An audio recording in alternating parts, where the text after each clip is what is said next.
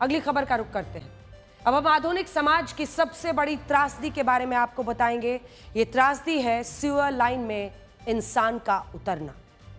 सोचिए, आज भी इतनी गंदी जगह पर एक इंसान को उतरना पड़े, उसका पूरा शरीर गंदगी कीचड़ से सना हो, तो इंसानियत को भी वही शर्म से डूब मरना चाहिए जहां आज तक सैकड़ों अभागे लोगों ने डूबकर दम तोड़ दिया। आए दिन देश के अलग अलग हिस्सों में लोग सीवर लाइन की सफाई करते वक्त दम तोड़ रहे हैं।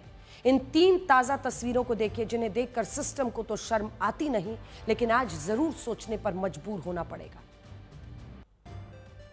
और जो भी लोग इसके लिए जिम्मेदार हैं, ध्यान से आंखें खोल कर देखिए। घर में जहां पर भी बैठे हैं, उठ खड़ा होइए, आंखों में जरा सा शर्म लाइए।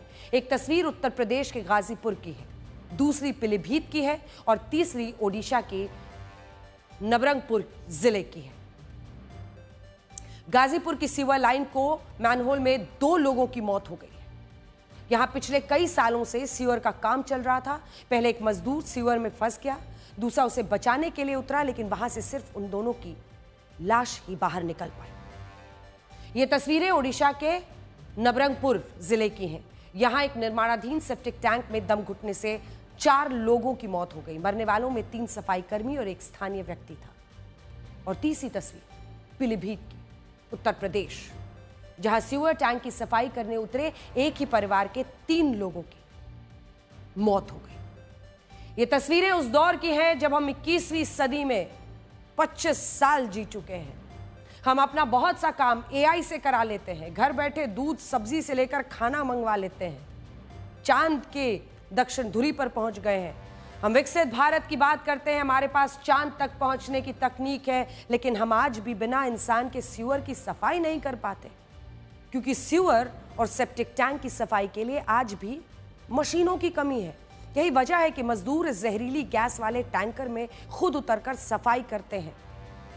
कुछ पैसे के लिए अपनी जिंदगी को दांव पर लगाते हैं। मशीनें उन्हें दी नहीं जाती हैं और जान चली जाती है। जान, जिंदगी की कोई कीमत नहीं है। संसद में एक सवाल के जवाब में सरकार ने कहा कि 1993 से अब तक देश में सीवर और सेप्टिक टैंक की सफाई करते समय 1248 लोगों की मौत हो चुकी है।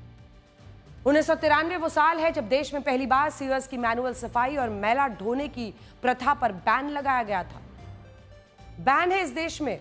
सीवर और सेप्टिक टैंक में सफाई के दौरान सबसे ज्यादा 253 जानें तमिलनाडु में गई। उसके बाद गुजरात जहां 183, उत्तर प्रदेश जहां 133 और दिल्ली जहां 116 लोगों की मौत हो चुकी है। हालांकि आंकड़ों को लेकर कई सामाजिक संगठनों का यह भी कहना है कि सभी मामले दर्ज नहीं होते और कई बार मैनुअल स्कैवेंजिंग और हजार्डस क्लीनिंग की सही परिभाषा की वजह से कई मौतें इस दायरे में शामिल ही नहीं की जाती। 93 में पहली बार सीवर्स की मैनुअल सफाई मैला ढोने की प्रथा पर रोक के 20 साल बाद भी मैनुअल स्कैवेंजिंग एक्ट 2013 के जरिए इस पूरी तरह रोक लगाने के बावजूद भी ये हो रहा है।